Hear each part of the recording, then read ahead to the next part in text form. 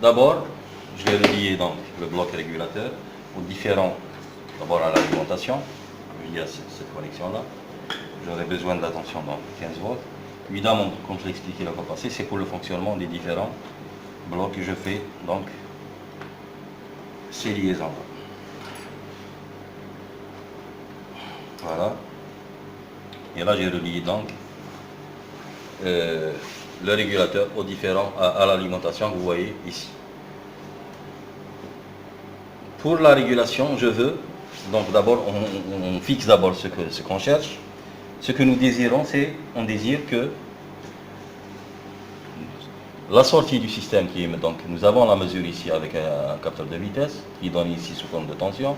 Nous désirons que cette vitesse soit égale à une certaine vitesse de référence que nous fixons nous-mêmes. Donc supposons que je veuille que la vitesse soit de 1000, par exemple 600 tours minute. Puisque le capteur me donne 1 volt pour 1000 tours minute, donc je désire obtenir, c'est-à-dire je dois fixer ma référence à 1,6 volts. Donc 1,6 volts, ça correspond à 1600 tours minute. Donc qu'est-ce que je fais? Je vais utiliser ce variateur de vitesse, cette fois-ci, non pour attaquer le système, mais pour générer un signal de référence. Et ce signal de référence va aller, comme vous le voyez ici, vers l'entrée avec un plus du régulateur PI. Le régulateur PI, pour fonctionner correctement, a besoin de connaître la sortie du moteur. Donc qu'est-ce qu'on fait?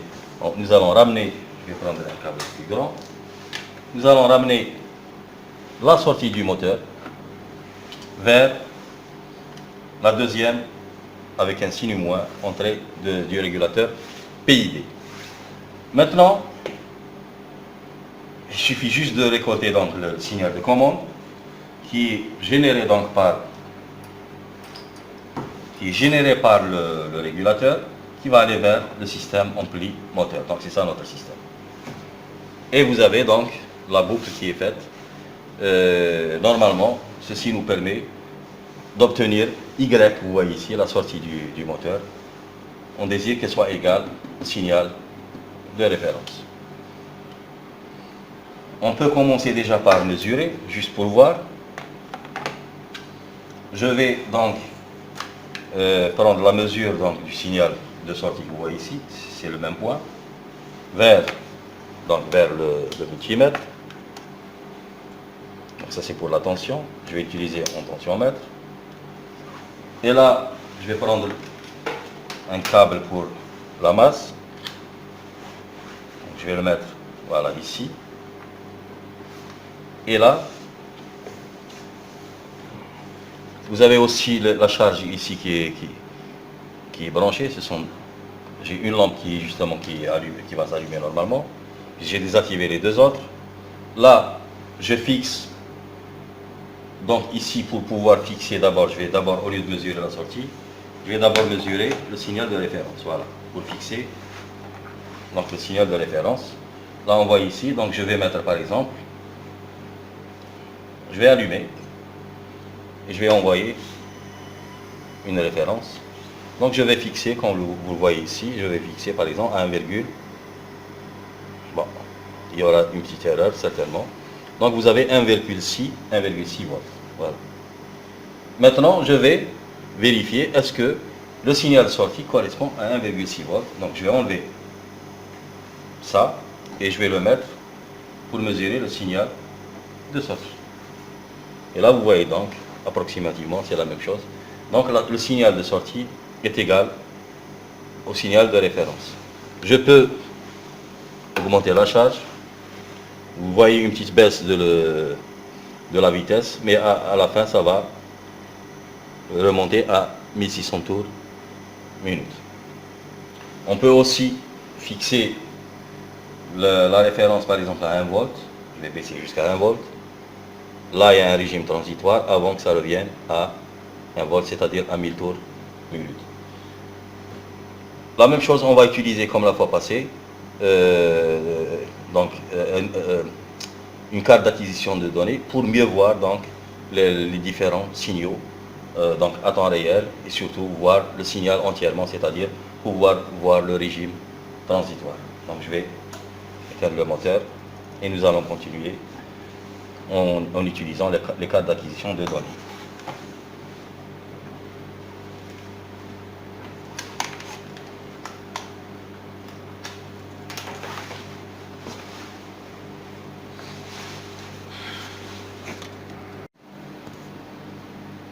Donc maintenant, pour mieux voir donc les différents signaux, nous allons connecter.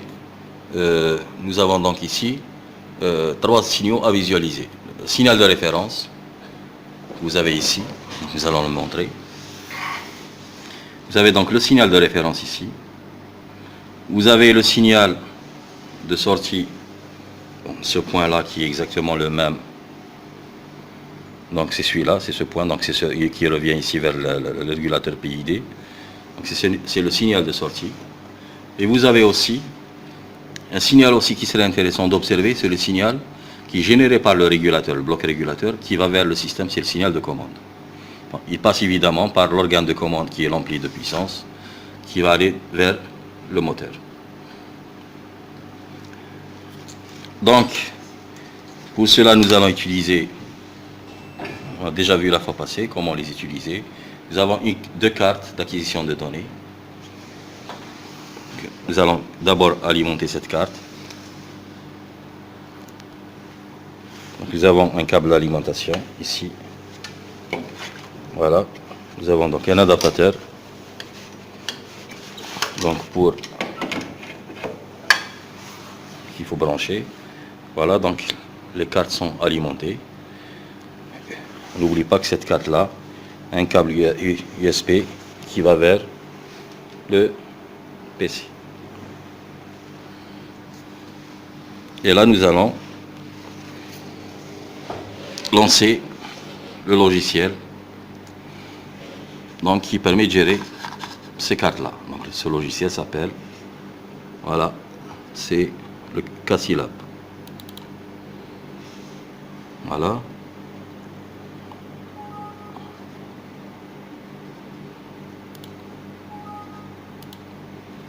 Et là, vous voyez donc, les 2 cartes ont été identifiées et schématisées par le logiciel. Donc, pour accéder aux mesures, pour le moment, nous n'avons pas encore branché, mais nous allons déjà voir comment visualiser ces différentes tensions. Donc, je vais utiliser la tension UA. Donc, voilà, elle est là. Pour le moment, elle est nulle parce que nous n'avons rien branché. Nous allons aussi activer UB1. Donc là, voilà. Et nous allons activer une tension U, et que nous allons expliquer par la suite. Ce sera pour le signal de commande. Voilà, donc nous avons UA1, UB1 et UA2. À quoi correspondent ces signaux? Ça c'est UA1, UB1 et le signal U. Donc cette deuxième carte permet d'avoir des mesures en courant ou bien allant jusqu'à 3 ampères et des tensions allant jusqu'à 100 volts. Alors que cette carte permet d'avoir des entrées comprises entre moins 10 volts et des entrées tension entre moins 10 volts et 10 volts. Et ça permet d'envoyer des signaux vers l'extérieur, c'est-à-dire du PC vers l'extérieur. Maintenant, nous allons essayer d'expliquer donc comment faire le montage. Enfin, le montage de régulation est déjà fait. Donc, c'est juste le montage de l'acquisition de données. Donc, c'est très simple à utiliser. Il suffit de prendre le signal de sortie. Je commence d'abord par signal de référence. Je vais essayer de prendre un câble un peu plus grand. Voilà. J'espère qu'il est suffisant.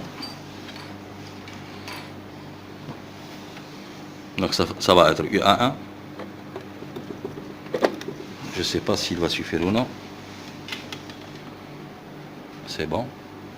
Et je le mets ici, donc je le branche avec le signal de référence. Là, je vais prendre, ça c'est pour donc le signal de sortie que vous voyez ici, Je vais le mettre donc ici pour UB1. Donc c'est la deuxième tension. Il nous reste une dernière tension, c'est la tension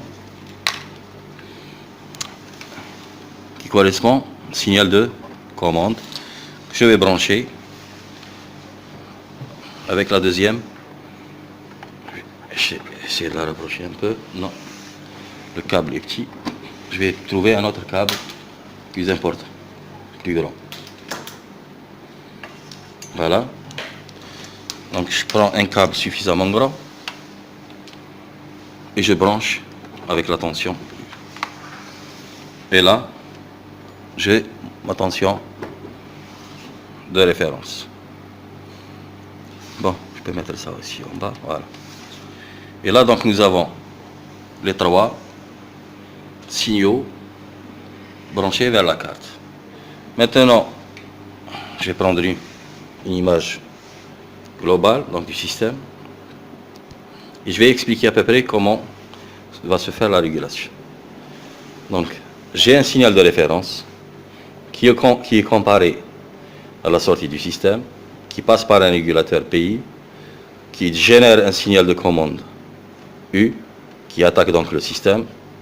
Et là, vous avez le moteur qui tourne à la vitesse désirée, évidemment à condition de faire un bon choix des paramètres du régulateur.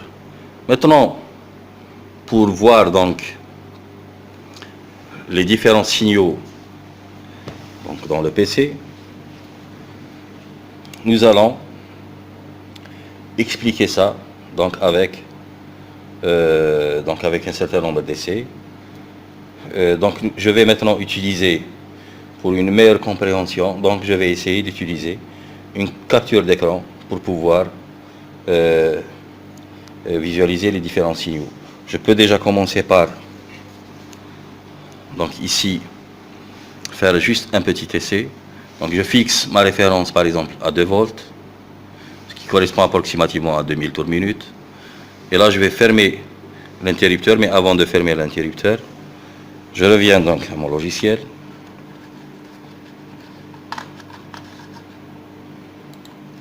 Et là, je vais lancer la mesure. D'abord, des signaux nuls, c'est normal. Et là, je vais envoyer mon échelon de référence. Et là, vous voyez donc, on ne voit rien tout simplement, parce que j'ai oublié quelque chose. J'ai oublié de brancher donc la masse, tout simplement.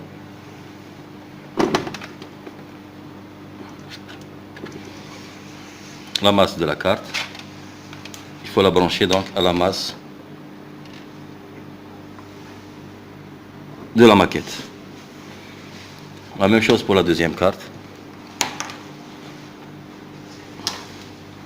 Je dois brancher donc la masse de la deuxième carte que vous voyez ici. Je vais la brancher à la masse de la carte, de la maquette, pardon. Donc nous avons ici, c'est le même point. Juste, je vais corriger un truc. Ici, j'avais parlé tout à l'heure de variateur de vitesse. Non, ça c'est un variateur de tension. Là donc, je vais refaire l'expérience. Donc, je vais envoyer donc, d'abord, je vais refaire l'expérience ici. Je vais d'abord initialiser et relancer la mesure. Là, vous voyez que tout est nul. Et là, je vais envoyer ici donc un échelon de référence. Le moteur tourne. Et là, vous voyez donc l'évolution de la vitesse en fonction de la référence. Là, je ne vois pas le signal de commande. Normalement, si je ne le vois pas, c'est qu'il y a un problème. Je ne le vois pas tout simplement parce que le signal de commande, malheureusement, je ne l'ai pas branché.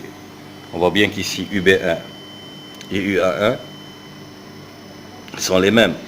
Pardon, UA2, qui est censé être le signal de commande, est le même que UB1. Donc, tout simplement parce que ce signal-là je ne l'ai pas branché. Je l'ai branché aussi à la référence. C'est une erreur. Donc je le branche au signal de commande. Et là, vous voyez en bleu le signal de commande, la vraie valeur du signal de commande qui est de 7,28 volts. Donc je refais l'expérience. Et là, je vais mettre le moteur à 0. Donc les signaux sont nuls. Je relance l'expérience. Et là, normalement, on devrait obtenir... Voilà. Vous voyez ici donc la sortie qui suit avec une certaine dynamique, la référence. On peut aussi visualiser la charge. On peut éteindre deux lampes et voir l'effet sur... Donc vous voyez ici, si le signal de commande qui est affecté, alors que le signal sortie est resté constant, grâce justement au signal de commande. Le signal de commande a baissé de valeur. Pourquoi?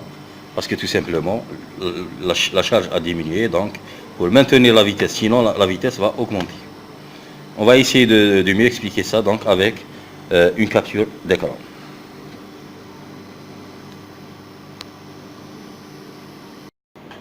Donc en se basant sur la capture d'écran pour que ce soit un peu plus clair. Donc d'abord je vais lancer le Casilab.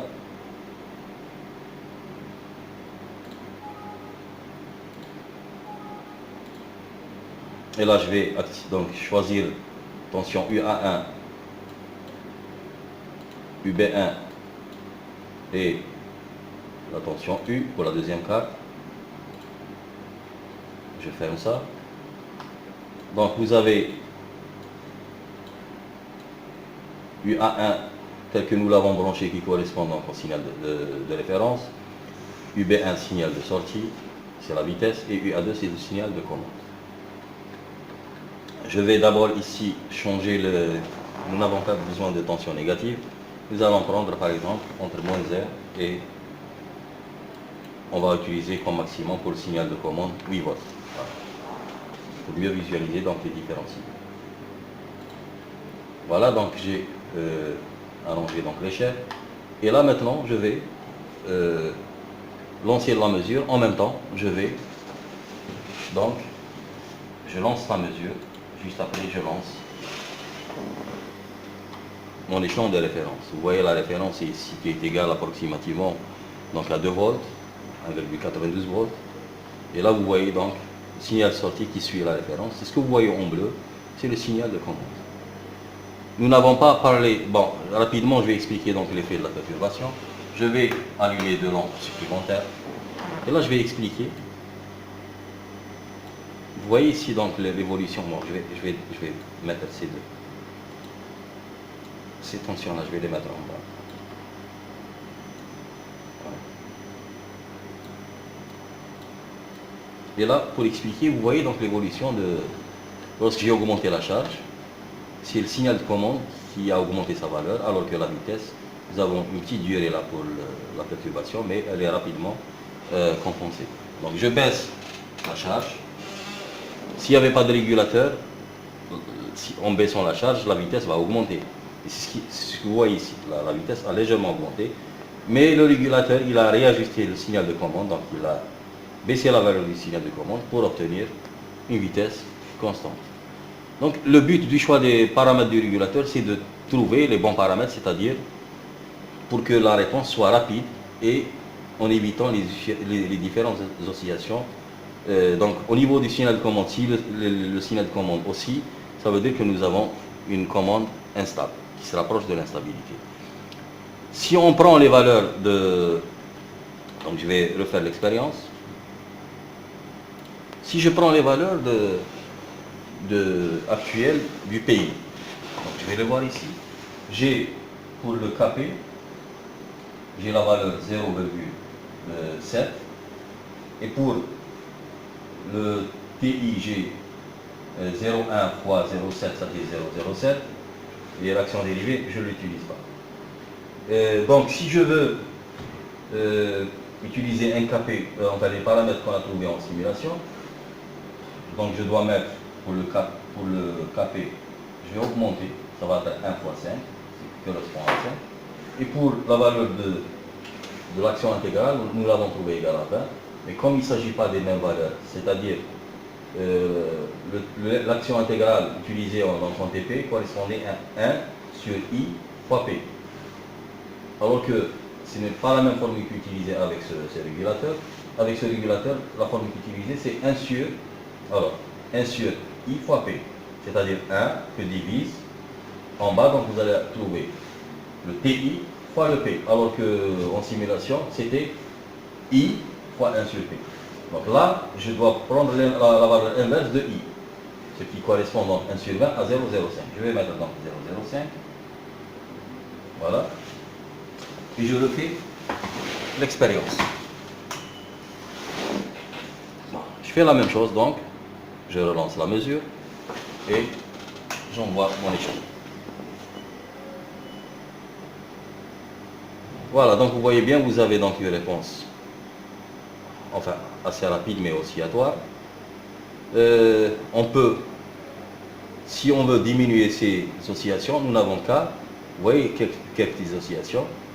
Si je diminue le KP, peut-être que la vitesse, la réponse serait moins rapide, mais serait plus stable. Donc si je diminue le KP, vous voyez bien ici, vous le voyez carrément dans la réponse, le signal de commande il est plus stable. Donc je le fais ici pour mieux voir. Voilà, et je relance.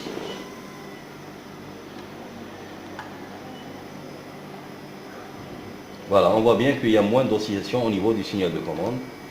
La même chose donc pour la sortie. Mais la réponse est un peu plus lente. Donc ce qu'il faut remarquer, c'est que quand on veut une réponse agressive, c'est-à-dire rapide, en jouant sur l'action proportionnelle, il faut faire attention à ne pas dépasser certaines valeurs qui rendraient votre système instable. Par contre, on peut avoir une idée sur la réponse, sur l'effet de l'action intégrale. Donc, si je prends comme TI, dans notre cas c'est 0,05. J'ai bien expliqué, ça correspond à la fonction de transfert 1 sur TI fois P. Donc si vous prenez I sur P, le I c'est l'inverse de TI. Je préfère raisonner sur 1 sur TI, c'est mieux, parce que TI représente le temps d'intégration. Plus le temps d'intégration est petit, plus la réponse est rapide. Plus le temps d'intégration est grand, plus la réponse est lente. Donc si j'augmente, je multiplie par 10, au lieu de 0,05, je vais utiliser comme temps d'intégration 0,5 secondes. Regardons ce qui se passe. J'envoie la mesure et j'envoie mon échelle. Alors vous, qu'est-ce que vous remarquez ici? Vous remarquez que le signal de sortie met un certain temps pour... C'est vrai que le signal de commande est très stable, mais la réponse est très très lente. Vous pouvez aussi voir l'effet sur la perturbation. J'allume deux lampes et vous voyez combien le régulateur met de temps pour compenser cette perturbation. Donc il est vraiment très lent. Donc ce n'est pas vraiment des valeurs qui nous arrangent pour la régulation.